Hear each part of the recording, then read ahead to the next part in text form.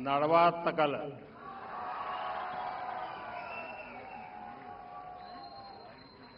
आज पोंगल एक global festival बन चुका है। दुनिया भर में तमिल समुदाय और तमिल संस्कृति से प्रेम करने वाले लोग इसे उत्साह के साथ मनाते हैं। उसमें मैं भी एक हूं।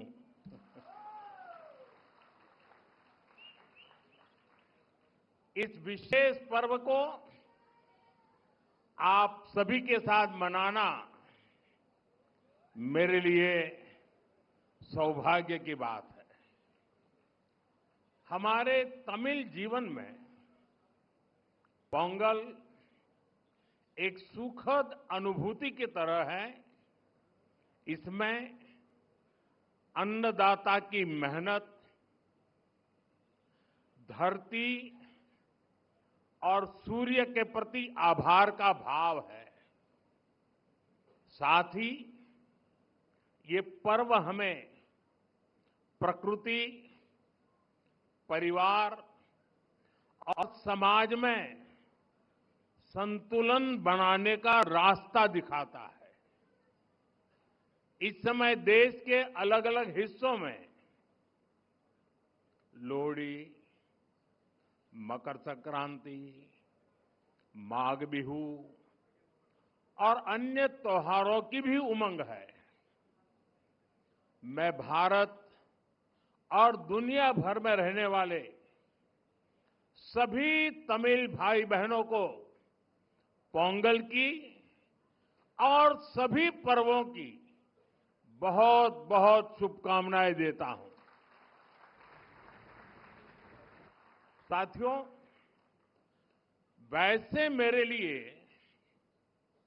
ये भी बहुत सुखद रहा है कि पिछले वर्ष मुझे तमिल संस्कृति से जुड़े कई कार्यक्रमों में शामिल होने का अवसर मिला। मैंने तमिलनाडु में 1000 साल पुराने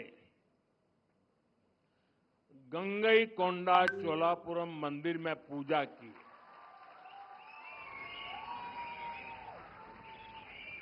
वाराणसी में काशी तमिल संगमम के दौरान सांस्कृतिक एकता की ऊर्जा को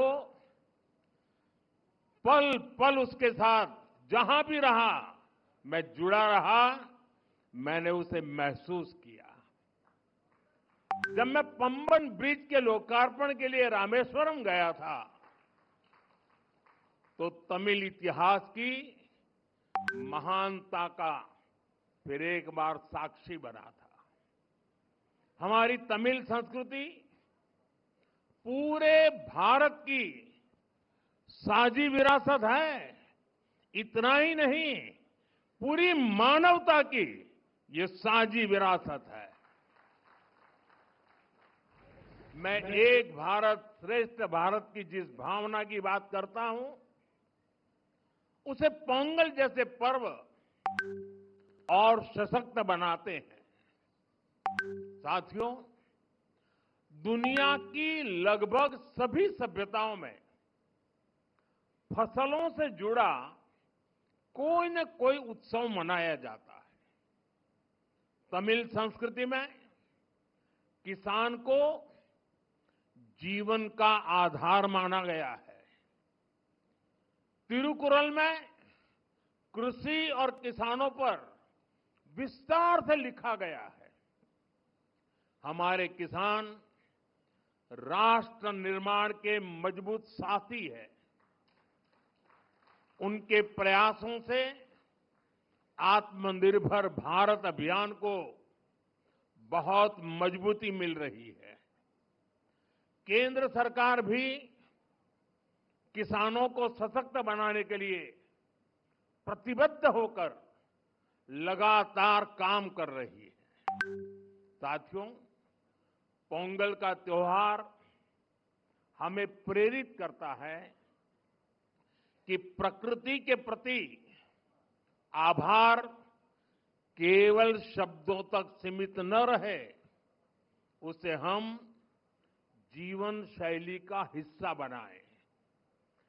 जब ये धरती हमें इतना कुछ देती है, उसे संजोने का दायित्व भी हमारा है। अगली पीढ़ी के लिए मिट्टी को स्वस्थ रखना, पानी को बचाना और संसाधनों का संतुलित उपयोग करना सबसे जरूरी है। मिशन लाइफ, एक पेड़ मां के नाम, अमृत सरोवर जैसे हमारा अभियान इसी भावना को आगे बढ़ाते हैं। हम खेती को अधिक सस्टेनेबल और पर्यावरण के अनुकूल बनाने के लिए निरंतर काम कर रहे हैं। आने वाले समय में सस्टेनेबल खेती के तरीके, वाटर मैनेजमेंट, मैं तो लगातार कहता रहा हूं, पर drop more crop, natural farming, agritech और वैल्यू एडिशन की भूमिका बेहद महत्वपूर्ण है। इन सभी क्षेत्रों में हमारे युवा नई सोच के साथ आगे बढ़ रहे हैं। कुछ ही महीने पहले मैं तमिलनाडु में नेचुरल फार्मिंग से जुड़े एक सम्मेलन में शामिल हुआ था, जहां मैंने देखा कि हमारे तमिल युवा कितना बेहतरीन काम कर रहे हैं। यानी प्रोफेशनल लाइफ की बड़ी बड़ी चीजें छोड़ करके वो खेत में काम कर रहे हुए मुझे मिले। मैं खेती से जुड़े अपने युवा तमिल मित्रों से आग्रह करता हूं कि वे सस्टेनेबल खेती में क्रांति लाने के इस अभियान का और विस्तार करें। हमारा लक्ष्य ये होना चाहिए कि हमारी थाली भी भरी रहे, हमारी जेब भी भरी रहे और हमारी धरती भी सुरक्षित रहे। साथियों, तमिल संस्कृति दुनिया की सबसे प्राचीन जीवित सभ्यताओं में से एक है। तमिल संस्कृति सदियों को जोड़ती है। वो इतिहास से सीखकर वर्तमान को आगे का रास्ता दिखाती है। इसी प्रेरणा से आज का भारत अपनी जड़ों से शक्ति लेकर नई संभावनाओं की ओर आगे बढ़ रहा है। आज पोंगल के इस पावन अवसर पर हम उस विश्वास को महसूस कर रहे हैं जो भारत को आगे बढ़ा रहा है। एक ऐसा भारत जो अपनी संस्कृति से जुड़ा है, अपनी धरती का सम्मान करता है और भविष्य को लेकर भरोसे में भरा हुआ है। इनिय पोंगल नलवा कड़कतुक्कल,